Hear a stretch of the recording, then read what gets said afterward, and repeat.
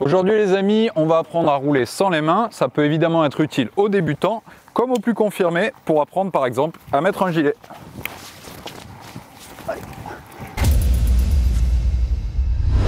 Avant de passer à la technique, que ce soit pour les débutants ou pour les confirmés, ce conseil peut vous être utile.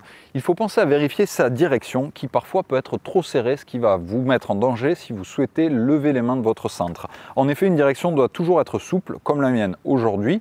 Si elle est trop serrée, parfois elle peut être légèrement bloquée et dans ce cas-là, vous mettre en danger si vous levez les deux mains du cintre.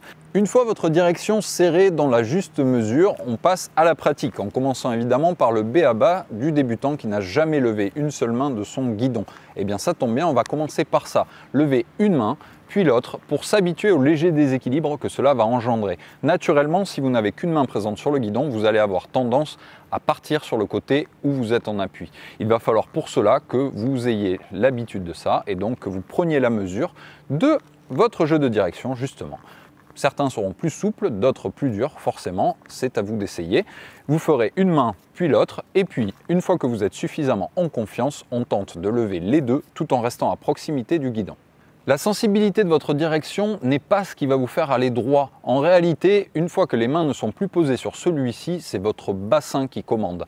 Et c'est là que réside la clé pour rester droit et gainer lorsque l'on est sans les mains. Eh bien, il va falloir pour cela s'appuyer sur votre bassin, à gauche, à droite, alterner, prendre toute la sensibilité de votre machine qui va se laisser aller en fonction de vos mouvements. Si le bassin vous permet de donner l'inclinaison et l'orientation de votre vélo, vos genoux, eux, vont servir de barre d'équilibrage et vous permettre de rectifier une trajectoire qui partirait trop dans un sens ou dans l'autre. N'hésitez pas pour ce faire à les sortir légèrement d'un côté ou de l'autre en fonction du sens vers lequel vous voulez rééquilibrer la machine. Enfin, un facteur important et non des moindres, la vitesse. En effet, si vous êtes à faible vitesse, votre vélo aura du mal à rester en équilibre et donc il sera plus difficile d'en enlever les mains du guidon. Donc il faut un minimum de vitesse, je conseille sur le plat aux alentours de 20 km/h pour être facile lorsque vous enlevez les mains du guidon. Évidemment, à forte allure, c'est plus risqué lors d'une chute, mais c'est aussi plus facile. Donc à vous de trouver ce juste milieu pour vous entraîner et si vous êtes un débutant, faites-le de préférence sur un sol relativement meuble pour éviter toute blessure. Passons maintenant aux conseils pour les plus confirmés. Si vous voulez progresser dans le fait d'enfiler une veste lorsque vous êtes en compétition, pourquoi pas en haut d'un col, tout en levant les deux mains de votre guidon et sans devoir s'arrêter, c'est en effet une compétence qui peut vous faire gagner quelques précieuses secondes à la bascule. Et bien pour ce faire, il va falloir, comme toute chose, s'entraîner. C'est pas le seul cas de figure dans lequel vous avez besoin de vous deux mains, vous en avez en général souvent besoin pour aller chercher à manger dans les poches, mais c'est bien celui qui peut faire basculer la course en votre faveur. Et bien ma technique, elle est simple. Déjà, préparez votre chasuble ou votre veste de façon à ce qu'il soit dans le bon sens, les manches prêtes à être enfilées et surtout la fermeture éclair prête à être attachée et non pas déjà attachée parce que oui, ça m'est déjà arrivé et s'il vous faut déjà remettre les manches à l'endroit et détacher votre veste avant de l'enfiler, ça complique forcément les choses.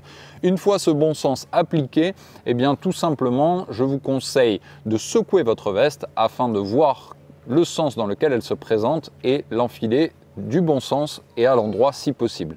Enfin, les mêmes conseils que pour les débutants s'appliquent. Il va falloir de toute façon avoir une vitesse minimale, il va falloir regarder au loin et il va falloir essayer de faire ça le plus rapidement possible, évidemment.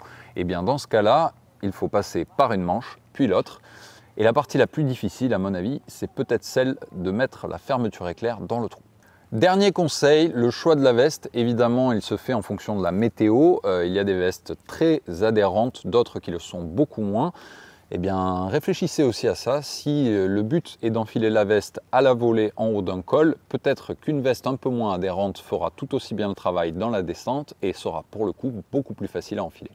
En conclusion les amis, pédaler sans les mains c'est à la portée de tous, n'hésitez pas, il faut juste se lancer en espérant que vous éviterez les chutes évidemment, mais comme toute chose ça demande de l'entraînement, des débutants jusqu'aux pros, vous n'avez qu'à voir, ils n'ont pas tous le même talent.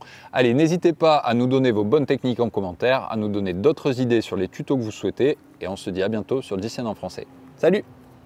Moi je vais aller faire du bateau je crois.